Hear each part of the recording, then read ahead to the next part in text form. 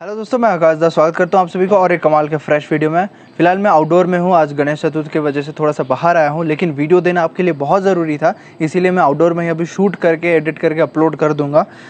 कल मैं एडिट किया था, अपलोड किया मतलब रिकॉर्ड किया था, बट आईपैड में कम स्टोरेज की वजह से वो रिकॉर्डिंग सेव नहीं हो पाया, इसीलिए मुझे डिलीट करना पड़ा जो मेरा फेस कैम था। तो अभी स्क्रीन रिकॉर्डिंग के साथ वापस मैं शुरू करता हूँ। तो दोस्तों, ज़्यादा टाइम वेस्ट नहीं है, मैं बस जनरल इंट्रोडक्शन देना चाहूँगा, इंस्ट्रक्शन देना चाहूँगा जो मैं लास्ट के वीडियो में भी दिया था, जो फर्स्ट 4 चैप्टर वाला था।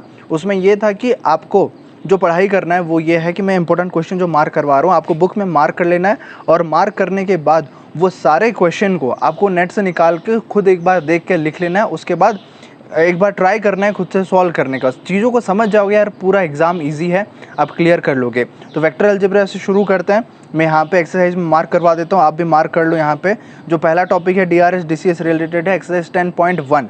सो 10.1 में जो इंपॉर्टेंट क्वेश्चन बनता है, एक ही इंपॉर्टेंट क्वेश्चन मुझे यहाँ पे दिख रहा है, दैट इज़ क्वेश्चन नंबर 5। जल्दी से मार्क कर दो 10.1 का क्वेश्चन नंबर 5। 10.2 में क्या होगा, एडिशन ऑफ वेक्टर्स आपका होगा। तो एडिशन ऑफ वेक्टर्स में आपको पता ही होगा, दो चीज़ होता है। दो चीज़ में आपका पहला चीज़ है ट्रायंगल समेशन और दूसरा है पैरेललोग्राम ऑफ वेक्टर एडिशन। तो ये दोनों हो जाने के बाद आपका और भी काफ़ी सारे टॉपिक है, कंपोनेंट है, फिर सेक्शन फार्मूला है। इस सारे बेसिस में आपका एक्सरसाइज 10.2 बन जाता है। तो 10.2 में जो इंपॉर्टेंट क्वेश्चन है वो है क्वेश्चन नंबर 3, फिर उसके बाद क्वेश्चन नंबर 5, क्वेश्चन नंबर 7। मैं नोटपैड में लिखा हुआ हूँ तो वहाँ से देख के कर रहा हूँ मार्किंग। सो 3, 5, 7 हो जाएगा। 7 हो जाने के बाद आपको कर लेना है 10, क्वेश्चन नंबर 10 को मार्किंग। 10 के बाद 11 को मार्क कर लेना है, 11 के बाद 13 को मार्क कर लेना है और 15 को मार्क कर लेना है। 15 के बाद 17 को मार्क कर लो। 17 के बाद फिर आपका 18 और 19। एक चीज़ मैं आगे बढ़ने से बोलना चाहूँगा, जो चैप्टर में जो चीज़ इंपॉर्टेंट नहीं है मैं डायरेक्टली बोल दूंगा कि ये इंपॉर्टेंट नहीं है, लेकिन जिस चीज़ में मैं बोल रहा हूँ ये बहुत ज़रूरी है तो आपको करना ही है। वेक्टर और 3D ये जो दो चैप्टर्स हैं, ये दोनों चैप्टर्स ऐसे इंपॉर्टेंट है जैसे कि मतलब आपको यहाँ से छोड़ना नहीं है कोई भी चीज़। मिसलेनियस से as it is questions repeat होते हैं, तो मैं बोलूँगा कि वेक्टर अलजेब्रा और जो 3 डायमेंशनल ज्योमेट्री है, ये दोनों चैप्टर के आप जो मिसलेनियस क्वेश्चंस है एज इट इज़ बहुत अच्छे से कीजिए, सारे क्वेश्चंस को कीजिए। मैं इंपॉर्टेंट बोलने के लिए कुछ क्वेश्चंस ऐसे बोल दूंगा, नो प्रॉब्लम, बट फिर भी अगर आप मेरा मानोगे एक्चुअली अगर करना है तो बस आप जो वेक्टर अलजेब्रा और 3 डायमेंशनल ज्योमेट्री है इसका सारा क्वेश्चन आप बना लेना, ठीक है। तो अभी आगे हम जल्दी से चलते हैं एक्सरसाइज 10.3 में। तो 10.3 में ये दोनों चैप्टर में थोड़ा सा ज़्यादा इंपॉर्टेंट क्वेश्चंस होगा। प्रोजेक्शन ऑफ ए वेक्टर यहाँ पे आ रहा है, फिर क्रॉस प्रोडक्ट डॉट प्रोडक्ट भी आएगा, जो वेक्टर प्रोडक्ट और स्केलर प्रोडक्ट जिसको बोलेंगे। सो 10.3 में हम लोग पहुँच गए। यहाँ पे जो क्वेश्चंस मार्क करना है आपको, क्वेश्चन नंबर 3 जल्दी से मार्क कर लो, इसके बाद क्वेश्चन नंबर 5 को मार्क करो। 5 के बाद हम आगे चलते क्वेश्चन नंबर 9। 9 के बाद मुझे यहाँ पे दिख रहा है क्वेश्चन नंबर 10 भी मार्क कर लो। 10 के बाद 12 और 13 दोनों इंपॉर्टेंट है। फिर उसके बाद 15 और 16, 14 छोड़ के 15 और 16 दोनों इंपॉर्टेंट है। देखो कोलिनियर वाला काफ़ी बार पूछेगा भाई, कोलिनियर को इग्नोर मत करना। सो 15, 16 हो जाने के बाद आगे हमारा जो आखिरी क्वेश्चन इंपॉर्टेंट बनता है वो है 18। जो भी एक्सरसाइज में जो भी MCQs है उसको इंपॉर्टेंट ज़रूर से मानना, उसको बिल्कुल ही इग्नोर मत करना, क्योंकि MCQ एज इट इज़ आता है। मेरे टाइम में मैं बोला था ना, हर बार बोलता हूँ, जैसे मैंने 95 सिक्योर किया था, और ये इसीलिए हो पाया, मैंने बहुत सारे previous year questions paper practice किया और NCERT के सारे क्वेश्चंस को मेरे मतलब प्रैक्टिस बैठ गया था। इसीलिए NCERT के जो भी इंपॉर्टेंट एटलीस्ट बता रहा हूँ, ये सारे इंपॉर्टेंट को एटलीस्ट कर लो। सो अभी हम वेक्टर प्रोडक्ट की बात कर रहे होंगे। वेक्टर प्रोडक्ट में आपको कुछ रूल्स वगैरह I cross J, I cross I, ये सब का प्रॉपर्टीज़ फार्मूला याद रखना पड़ेगा, ताकि आप शॉर्ट क्वेश्चन जो इंपॉर्टेंट बन जाएगा उसको आप सॉल्व कर पाओगे। 10.4 की बात करते हैं। तो 10.4 में जो इंपॉर्टेंट बनता है वो है क्वेश्चन नंबर 2 और 3। 2 और 3 होने के बाद 4 को छोड़ के क्वेश्चन नंबर 5, जहाँ पे लैम्डा और म्यू का वैल्यू निकालना है। बहुत इंटरेस्टिंग और इंपॉर्टेंट क्वेश्चन है। ईजी क्वेश्चन मैं नहीं बोलूँगा, क्योंकि कॉन्सेप्ट क्लियर होगा तभी आपके लिए ईजी हो पाएगा। सो 3 के बाद 5 हो गया, 5 होने के बाद 8 और 9 हो जाएगा, दोनों इंपॉर्टेंट। 8, 9 होने के बाद आगे जो इंपॉर्टेंट क्वेश्चन है वो है क्वेश्चन नंबर 11। सो 11 हो जाने के बाद ये एक्सरसाइज हमारा कंप्लीट हो गया। देखो MCQ में दोनों क्वेश्चन आप मार्क कर सकते हो, मैं बस मार्किंग करने के लिए कर लिया हूँ। जितने भी मैं रिकमेंड करूँगा, सारे एक्सरसाइज जो भी इंपॉर्टेंट MCQs हैं, जितने भी MCQs हैं वो सारे इंपॉर्टेंट है। मेरे टाइम में 4 1 मार्क के क्वेश्चन आते थे, आपके टाइम में बहुत सारे अभी शॉर्ट क्वेश्चन बढ़ गए हैं। So that's why you have to focus more on short question as well. Concept भी क्लियर रखना पड़ेगा। 10.4 हो गया, मिसलेनियस तक पहुँच गए। तो मिसलेनियस एक्सरसाइज की हम लोग बात कर लेते हैं अभी फिलहाल। सो मिसलेनियस एक्सरसाइज यहाँ पे दिख रहा है। मेरी बात अगर मानोगे आप लोग तो मिसलेनियस के सारे ही क्वेश्चन आप लोग बना लो, लेकिन अगर आप बनाओगे नहीं तो मार्किंग करना चाहते हो तो कुछ मैं ऐसे क्वेश्चंस बता देता हूं जिसको आप मार्क कर सकते हो।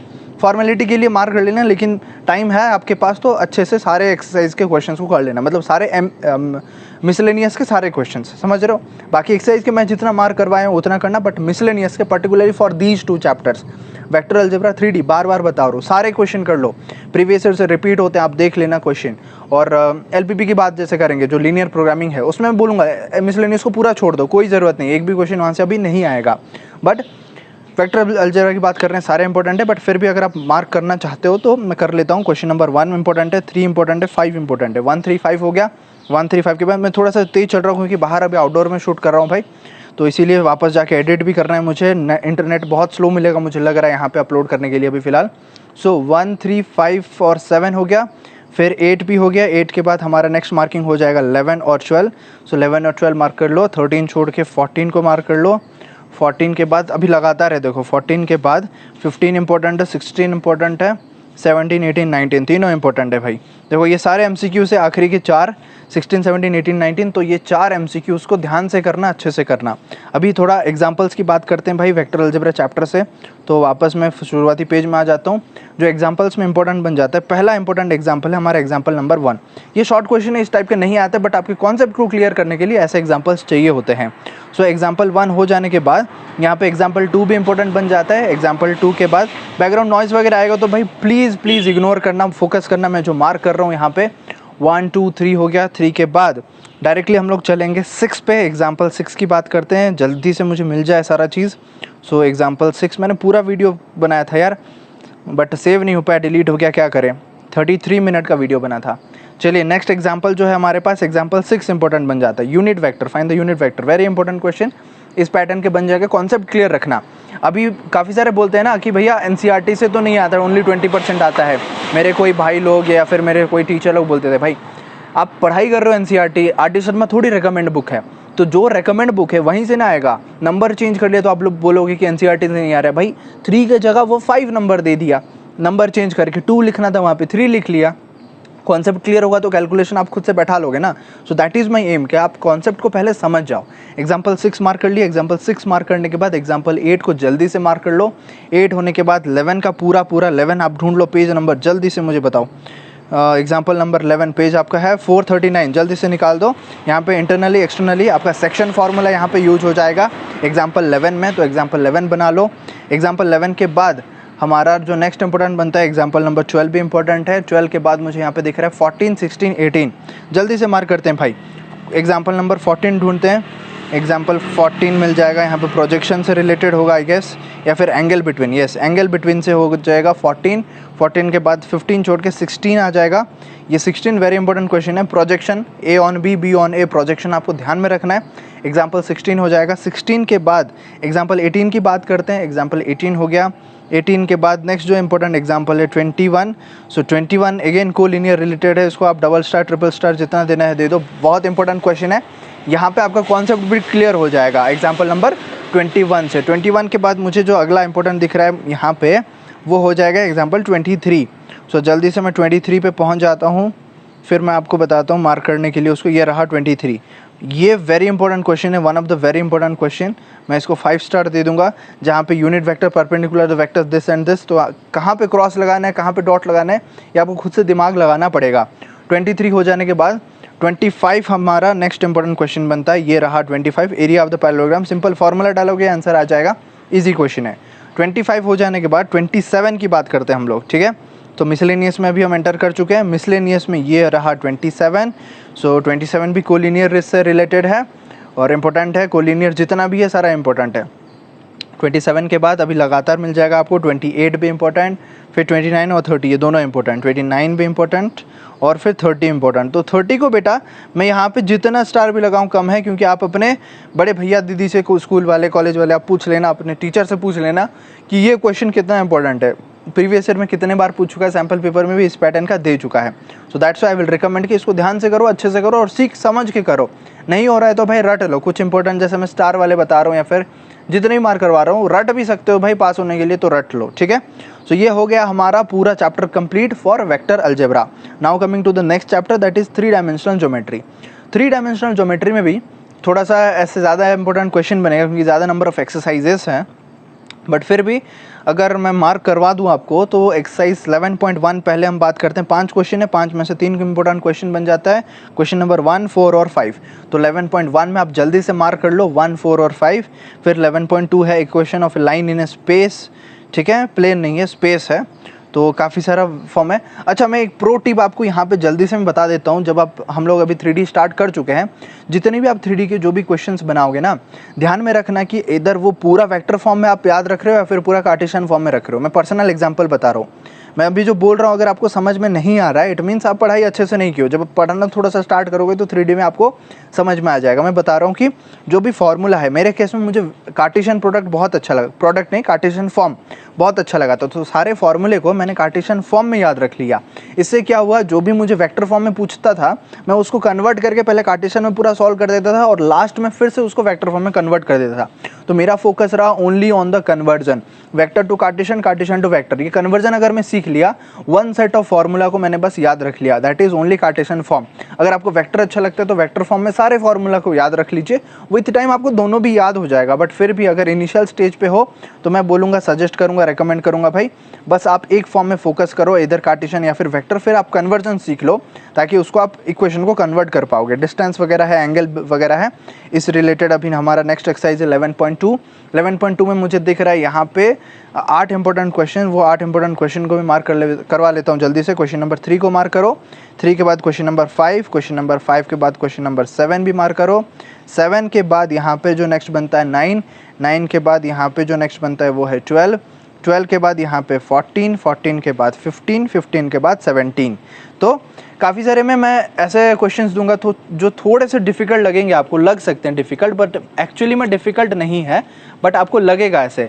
अगर डिफ़िकल्ट वाले भी बना लेते हो ना तो जो बाकी ईजी वाला रहेगा वो आपको बहुत ज़्यादा ईजी लगने लगेगा। समझ रहे हो? जब आप कड़वा कुछ खा लेते हो तो मीठा खाने में आपको कष्ट नहीं होता समझ पा रहे हो? क्योंकि वो मीठा ऑलरेडी मीठा होता है, मतलब ईजी चीज़ है, तो आपको मिठास महसूस हो जाएगा। Coming on to the next exercise, that is exercise 11.3। तो 11.3 में हम लोग पहुंच जाते हैं, नॉर्मल फॉर्म से रिलेटेड है, काफ़ी सारा इक्वेशंस यहाँ पे और एग्जांपल्स की तो बात करेंगे हम लोग आखिरी में। अभी हम लोग पहले एक्सरसाइज की बात कर लेते हैं। बहुत सारा देखो एग्जांपल्स भी है, थ्योरी एक्सप्लेन्ड है भाई, बट इतना सारा पढ़ने के लिए अभी फ़िलहाल टाइम नहीं है, मेन चीज़ वो है। तो जितना टाइम है उसको अच्छे से यूटिलाइज़ करो, बाकी इधर उधर का बात दिमाग से निकाल दो। 1 का सी मार्क कर दो जल्दी से, 1 का सी मार्क करने के बाद और डी, 1 का सी और डी दोनों मार्क कर दो। 3 का सी यहाँ पे मुझे दिख रहा है इंपॉर्टेंट, 3 का सी मार्क कर दो। ए भी ऑटोमेटिक बना लोगे सी अगर आप सीख जाओगे तो। कैसे बनता है क्वेश्चन उस पर फोकस करो। 4 का ए मार्क करो, है ना, 4 का ए और डी दोनों। 5 का ए मार्क कर लेते हैं, 5 का ए के बाद 6 का ए मार्किंग हो गया।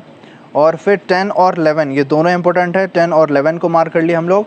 10, 11 के बाद 13 का बी यहाँ पे इंडिकेट हो रहा है, 13 का बी को मार्क कर लिए।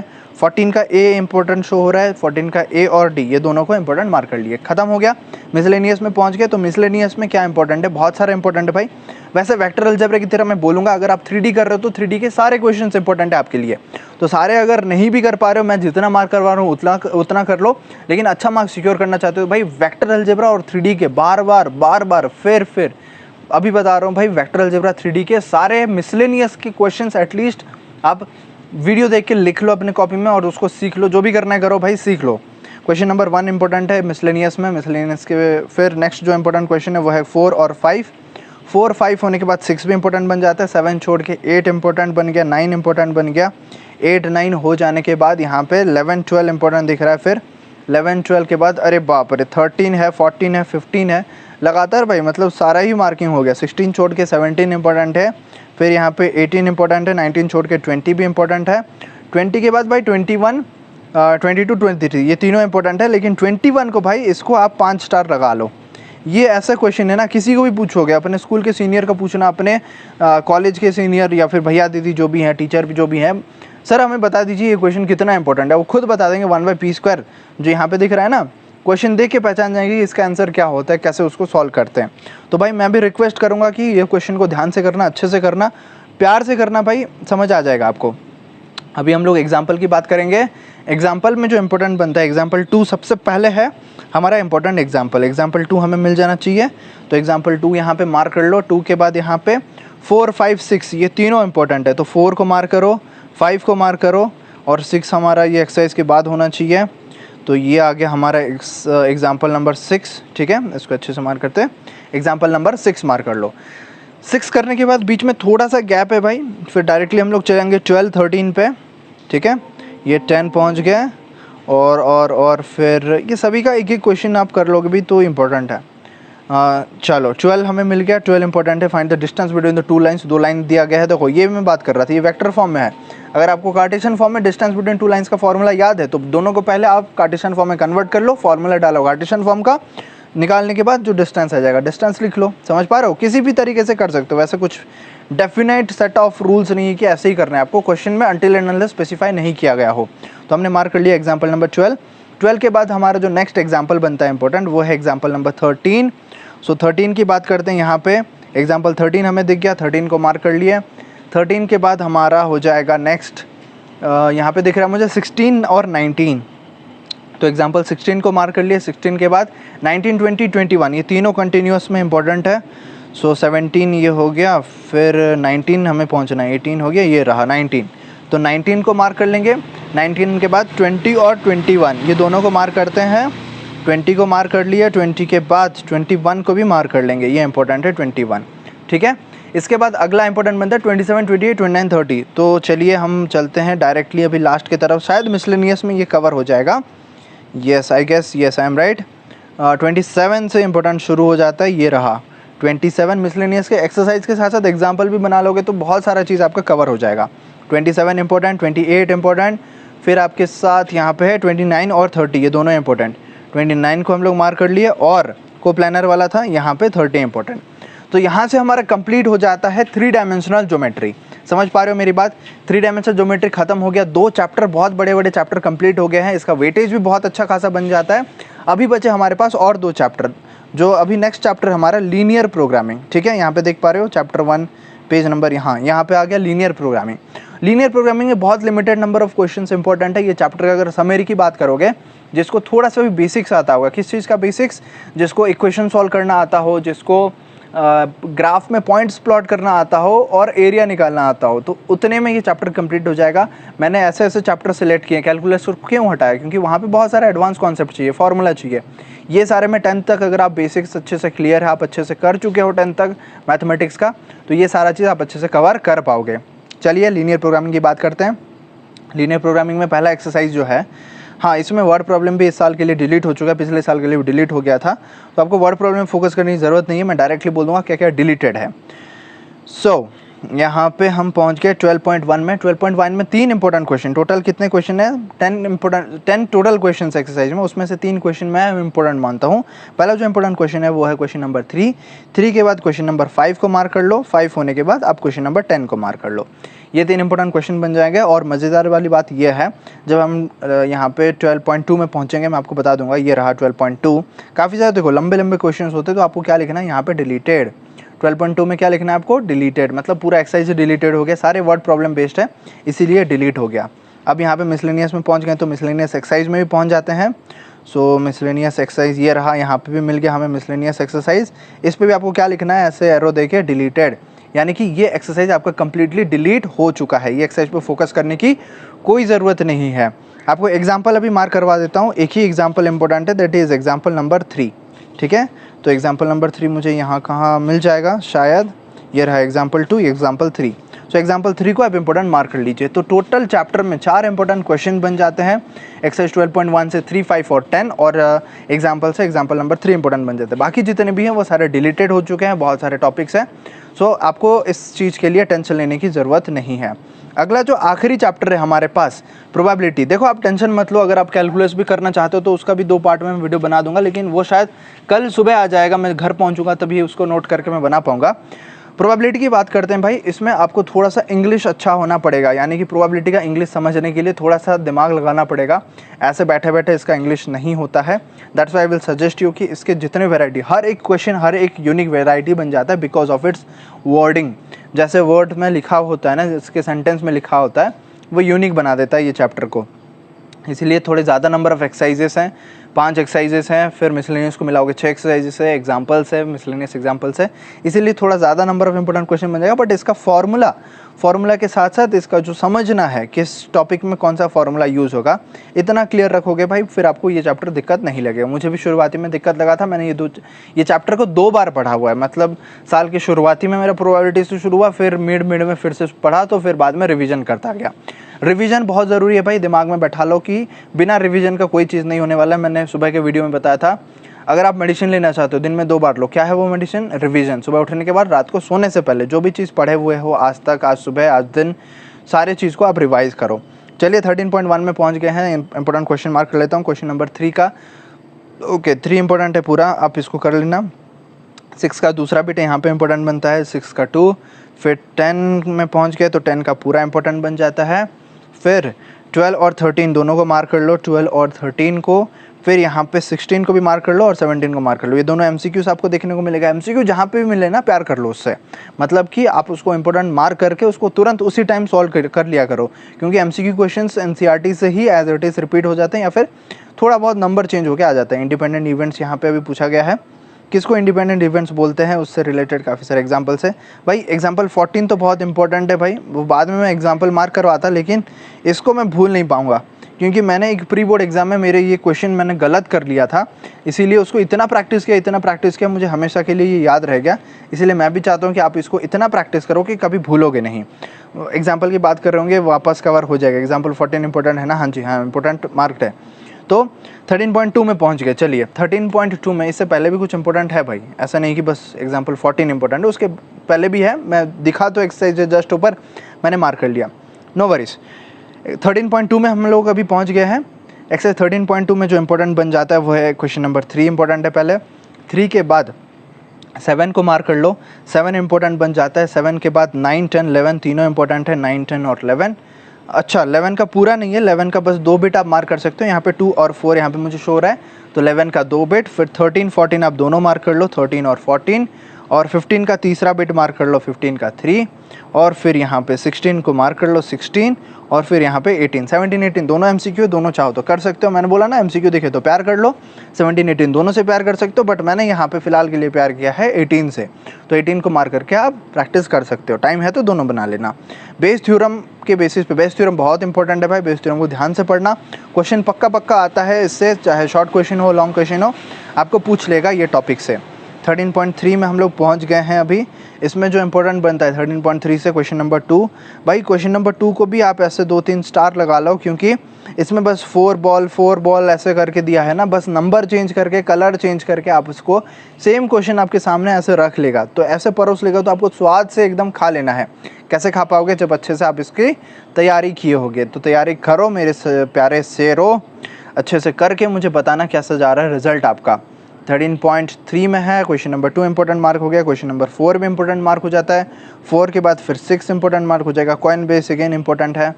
हाँ, 6 के बाद यहाँ पे 8 और 10, 8 भी मार्क कर लेते हैं और 10 को भी मार्क कर लिए। 10 के बाद यहाँ पे दिख रहा है मुझे 12 और 13, सो 12 और 13 ये एक्सरसाइज से इतना मार्क हो गया। ये कार्ड वाला भी काफ़ी बार ऐसा इंपॉर्टेंट बन जाता है, नंबर चेंज करके पूछ लेता है सेम क्वेश्चन। तो 12, 13 हो जाने के बाद मैं आपको बोलना चाहूँगा अगले एक्सरसाइज जो कि है random variable and probability distribution. उसमें काफ़ी सारा चीज़ डिलीटेड है, बट मैं अगर मार्क करवाता अभी आपको बैठ के कि किस टॉपिक से क्या चीज़ डिलीटेड है क्या नहीं है, तो फिर बहुत टाइम लग जाता। इसलिए मैं डिलीटेड पे फोकस नहीं किया, मैं फोकस किया कि क्या चीज़ इंपॉर्टेंट है, और मैं जो इंपॉर्टेंट इंक्लूड किया उसमें तो डिलीटेड नहीं है ना। इसीलिए आपको उतने क्वेश्चन एटलीस्ट कर लेना है, मिनिमम टू मिनिमम। टाइम है तो ज़्यादा करो, या फिर ये सेम क्वेश्चन को बार बार करके दिमाग में बैठा लो, चीज़ों को समझ के। 13.4 में हम लोग को अभी पहुंचना है, जल्दी से पहुंचते हैं भाई।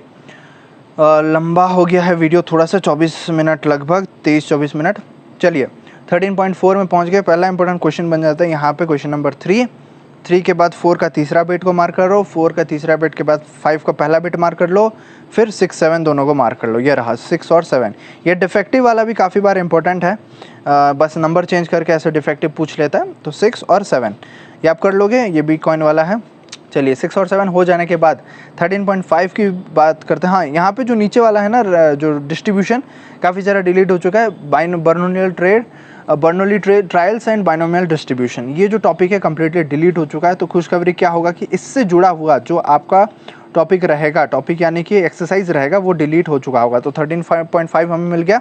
यहाँ आपको क्या लिखना है, डिलीटेड, यानी कि ये टॉपिक कम्प्लीटली डिलीट हो चुका है। So no need to worry about that. Delete हो गया 13.5। अभी थोड़ा सा मिसलेनियस की बात कर लेते हैं। तो मिसलेनियस में हम लोग अभी पहुँच जाएंगे। ये रहा मिसलेनियस एग्जाम्पल्स अभी चल रहा है, इसका एक्सरसाइज में मिल जाएगा बहुत जल्दी। ये रहा एक्सरसाइज। तो मिसलेनियस एक्सरसाइज में जो इंपॉर्टेंट बन जाता है 2 का 1 इंपॉर्टेंट बन जाता है। फिर क्वेश्चन नंबर 7 को मार्क करते हैं, 7 इंपॉर्टेंट बन गया, 8 इंपॉर्टेंट बन गया, 10 और 11 बन गया। 10 और 11 के बाद 13 को मार्क करते हैं, 13 इंपॉर्टेंट बन गया, 14 इंपॉर्टेंट बन गया। 13 14 के बाद 15 भी इंपॉर्टेंट है, 15 के बाद 16 17। अरे भाई बहुत सारा इंपॉर्टेंट हो गया। इसमें भी MCQs वगैरह इंपॉर्टेंट है, बट अगर आप करना चाहो तो कर सकते हो, नहीं करना चाहो तो मिनिमम मैं जितना मार्क करवाया हूँ उतने को कर लेना बेटा। अभी आखिरी चीज़ जो बचा हुआ है वो है एग्जाम्पल्स। एग्जाम्पल्स में काफ़ी सारे एग्जाम्पल्स इंपॉर्टेंट है। चलिए मैं यहाँ से शुरू करता हूँ, शायद मुझे दिख जाएगा। पहला जो एग्जाम्पल इंपॉर्टेंट है वो है एग्जाम्पल नंबर 5। सो 5 मुझे यहाँ मिल जाएगा। यस 5 मुझे मिल गया, 5 को मार्क कर लो आप लोग भी। पेज नंबर की बात करता हूँ, ये रह जाएगा 536 पेज। कहाँ से दिख रहा है मुझे पेज नंबर? 536 पेज। एग्जाम्पल 5 हो जाएगा। 5 होने के बाद अगला जो इंपॉर्टेंट एग्जाम्पल है वो है एग्जाम्पल नंबर 7। तो 7 को मार्क कर लो। ऐसे आप बनाना सीख लो हेड टेल का, तो इजी रहेगा प्रोबेबिलिटी के लिए। कोई भी आप किसको भी समझा के सिखा सकते हो, या फिर किसी भैया दीदी से सीख लो कैसे करते हैं। जब मैं प्रीवियस ईयर करूँगा, अगर इस टाइप का क्वेश्चन आया तभी मैं आपको समझा के बता दूंगा। एग्जाम्पल 7 हो गया। 7 के बाद अगला इंपॉर्टेंट एग्जाम्पल है वो है एग्जाम्पल नंबर 9। तो 9 मुझे ढूंढ के बताओ, जल्दी से मुझे मिल जाना चाहिए। यस मिल गया मुझे, आपसे जल्दी मिल गया। जल्दी आप पॉज कर करके कर रहे हो ना मार्किंग, जल्दी करो। 9 हो गया। 9 होने के बाद हम लोग आगे बात करेंगे 11, एग्जाम्पल नंबर 11 की। जल्दी मिल जाओ मुझे एग्जाम्पल नंबर 11 की। 11 हो जाने के बाद 12 13 14 15 लगातार है। 11 के बाद 12 भी इम्पोर्टेंट है। 12 के बाद यहाँ पे हमारा 13 भी इम्पोर्टेंट बन जाता है। 13 के बाद ये देखो 14 इम्पोर्टेंट मार्क्ड है ऑलरेडी। 14 के बाद आप लोग को करना है 15 मार्क करना है, बेस थ्योरम रिलेटेड होगा। ये रहा अंडरटेकन है construction job, right. Nut bolt construction job, doctor, HIV positive, ऐसे क्वेश्चंस बार बार रिपीट होते हैं भाई। सो एग्जांपल 15 हो गया। 15 के बाद 16 छोड़ के आपको 17 मार्क लेना है। 17 हो गया। ये बॉक्सेस देखो, अगेन वेरी इंपॉर्टेंट ये है। नेक्स्ट 17 हो जाने के बाद अभी 18 की बात करते हैं। एग्जाम्पल नंबर 18 भी मार्क हो जाएगा। HIV पॉजिटिव बोल रहा था ना, HIV पॉजिटिव आ गया। अब 18 के बाद फिर 19 20 21। ओ माय गॉड, बहुत सारा कंटिन्यूएशन है। मैं बोल रहा था ना, प्रोबेबिलिटी का ये स्पेशलिटी है, या फिर बोल सकते हो कि थोड़ा सा लेंदी बनाता है कि हर क्वेश्चन आपको एक यूनिक तरीका दिखेगा, यूनिक वे में दिखेगा, यूनिक नंबर्स दिखेगा, यूनिक स्टोरी होंगे सभी में। सो दैट्स वाई हर एक क्वेश्चन एक अलग पैटर्न से आता है। इसी का अगर नंबर चेंज करके आपको पूछता है तो आप कर लीजिएगा। सो 19 को मार्क कर लो, मेरे सामने यहाँ पे है 19। 19 के बाद 20 21 है, तो 20 को मार्क लेते हैं, डॉक्टर वाला क्वेश्चन है। 20 के बाद यहाँ पे 21 भी इंपॉर्टेंट बन जाता है। 21 के बाद डायरेक्ट हो जाएगा हमारा 24, है ना। ये एक्सरसाइज के बाद आ जाएगा। अच्छा रैंडम वाला है ना, 22 नहीं है, 23 नहीं है, 24 इंपॉर्टेंट है। ठीक है, मिल जाओ मुझे 24। ये रहा 24 इंपॉर्टेंट, मैंने मार्क कर लिया। 24 के बाद फिर 25 को मार्क करते हैं। 26 हाँ जी 26 ये रहा एग्जाम्पल 26। ये भी एक इजी क्वेश्चन है भाई। यहाँ पे आप देख लोगे तो टेबल बना के ऐसे ऐड कर लो, किसका क्या K वैल्यूज है ऐसे ऐड कर लोगे ना। तो K प्लस देखो ये K plus 2K 3K plus 2K 5K plus K 6K plus 0.1 equals to 1। सारा को ऐड करोगे तो वो हमेशा 1 बन रहा होगा। Probability will always be less than 1 individual probability, और सबको सम करोगे तो उसका डिस्ट्रीब्यूशन 1 आ जाएगा। तो आगे हम बात करते हैं। अभी थोड़ा सा बीच में गैप हो जाए क्योंकि काफ़ी सारे टॉपिक्स डिलीटेड है। तो डायरेक्टली हमें जो नेक्स्ट इंपॉर्टेंट एग्जांपल में मूव होना है, दैट इज़ एग्जांपल नंबर 36। सो 36 कहाँ पे मिल जाएगा मुझे? आई गेस मिसलेनियस का ही होगा ये। सो ये 32 में हम लोग पहुँच गए। ये रहा मिसलेनियस। 33 शुरू हो गया, 34 35, ये रहा 36। तो 36 एक वेरी इंपॉर्टेंट क्वेश्चन है भाई। बड़ा स्टार दे दूँ या 5 स्टार दे दूँ, जो भी दूँ कमी है। यहाँ पे A शुरू करता है, B शुरू करता है, रिपीट होता है बार बार। 36 हो गया एग्जाम्पल। 36 के बाद अगला जो आखिरी एग्जाम्पल इंपॉर्टेंट है वो एग्जाम्पल नंबर 37। तो इससे हमारा पूरा कंप्लीट हो जाता है आखिरी का 4 चैप्टर। कौन सा वो 4 चैप्टर रहा आपके लिए? वो है vector algebra, 3 dimension geometry, linear programming, probability. समझ पा रहे हो? तो ये 4 चैप्टर्स को आपको इतने अच्छे से करने हैं ताकि बैठ जाए आपके माइंड में, आपकी ज़ुबान पे सारा क्वेश्चन का आंसर कैसे सॉल्व करते हैं, क्या करते हैं। हेल्प ले लो, इंटरनेट से ले लो, गूगल करो, यूट्यूब करो, बट सॉल्व कर लो। मेन मेरा जो ऑब्जेक्टिव है आप सभी से बात करने का कि आप सॉल्व कर लो चीज़ें। सॉल्व कर लोगे तो फिर आपके हाथ में रहेगा, आपके अंदर कॉन्फिडेंस आ जाएगी कि यस मुझे ये चीज़ें आता है और मैं सॉल्व कर सकता हूँ। कुछ पढ़ाई नहीं करोगे, कहाँ से शुरू करूँगा सोचोगे, तब फिर बैठे रहोगे। इसीलिए मैंने आपको इंपॉर्टेंट क्वेश्चन दे दिया, आपका वर्क लोड घटा दिया। हज़ारों क्वेश्चन में से कुछ सैकड़ों क्वेश्चन मैंने आपको आपके सामने परोस लिया। अब इसको अच्छे से बनाओ, खाना खाओ और आराम से रेस्ट ले लेके इसकी तैयारी करो, ठीक है। फ्रीक्वेंट ब्रेक्स लेना, बैठना, इसको सॉल्व करना खुद यूट्यूब से देख के समझो। जो भी नहीं समझ आ रहा है बैक कर करके देखो, फिर समझो, समझ के खुद से प्रैक्टिस कर लो, ठीक है। और जो बोलते हैं कि एनसीईआरटी से 20% आता है, बाकी इधर उधर से ज़्यादा आता है, नहीं भाई, that is a wrong theory. आप एनसीईआरटी कॉन्सेप्ट पढ़ रहे हो तो एनसीईआरटी से ही आएगा, भले नंबर चेंज कर ले, वैल्यूज चेंज कर ले, बट कॉन्सेप्ट तो सेम होगा ना। और R D Sharma reference book है, वो रिकमेंडेड बुक है, मतलब मेन बुक आपका नहीं कंसिडर होगा। सो आर डी शर्मा में जो 20% बचे हुए होंगे extra hots question, high order thinking skill questions, वो पूछे जा सकते हैं दूसरे चैप्टर से। तो मिल रहे होंगे हम लोग अगले वीडियो में। अगर आप रिक्वेस्ट करते हो कमेंट सेक्शन में कि कैलकुलस का बना दो, कैलकुलस का बना दूंगा। अदरवाइज इतने से खुश हो तो कमेंट में लिखो thank you so much sir, मैं बहुत खुश हूँ और कंपार्टमेंट क्लियर करूँगा। इतना सेंटेंस आप लिख के दिखाओ। अगर आप दम रखते हो कंपार्टमेंट पास होने का, मेहनत करने का दम रखते हो, कमेंट में मुझे दिखना चाहिए। यहाँ तक आप वीडियो देख रहे हो इसीलिए मुझे पता है आप सीरियस हो, अदरवाइज काफ़ी लोग बीच से छोड़ के चले होंगे। यहाँ पे मुझे कमेंट में लिख के बताओ thank you so much sir for this questions. मैं इसको प्रैक्टिस करूँगा और कंपार्टमेंट क्लियर करके दिखाऊंगा। होगा नहीं होगा वो अलग बात है, वो बाद में देखेंगे, लेकिन करके दिखाऊंगा। मतलब आपके अंदर वो जुनून है, आपके अंदर वो पैशन है, आपके अंदर वो एनर्जी है, वो कंपार्टमेंट एग्जाम को क्लियर करने का। So all the very best. हम लोग मिल रहे होंगे अगले वीडियो में, तब तक जय हिंद, वंदे मातरम।